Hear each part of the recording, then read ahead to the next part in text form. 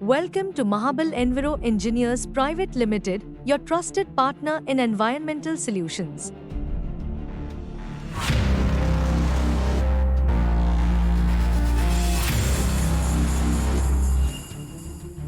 The Government of India, through a Gazette notification dated 11 July 2025, has announced the 4th Amendment to the Environment Protection Rules 1986.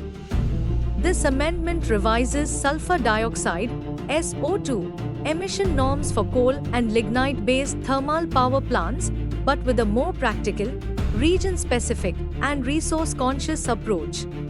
Thermal power plants are now classified into 3 categories based on their location. Category A, within 10 kilometers of the national capital region or cities with over 1 million population. Category B, within 10 kilometers of critically polluted areas or non-attainment cities. Category C, all other locations. With this amendment, the timelines for compliance have been relaxed.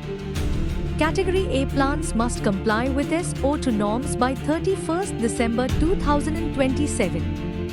Category B plants will be assessed case by case. Category C plants are exempt from SO2 norms but must meet stack height criteria by 31st December 2029. And for plants that fail to comply or continue operation beyond the declared retirement date without meeting the norms, the government will impose environmental compensation as follows: 20 paise per unit for the first 180 days, 30 paise per unit for 181 to 365 days, 40 paise per unit for operations beyond 1 year. One of the biggest advantages of this revised framework is the conservation of limestone. Earlier, mandatory installation of FGD systems required heavy use of limestone to control SO2 emissions.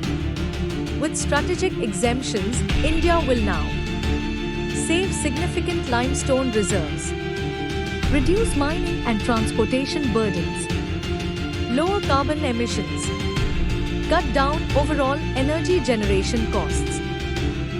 This amendment reflects a balanced approach, protecting the environment, ensuring public health in sensitive zones, and maintaining economic and operational feasibility for the power sector. That's all for today's update. If you found this video helpful,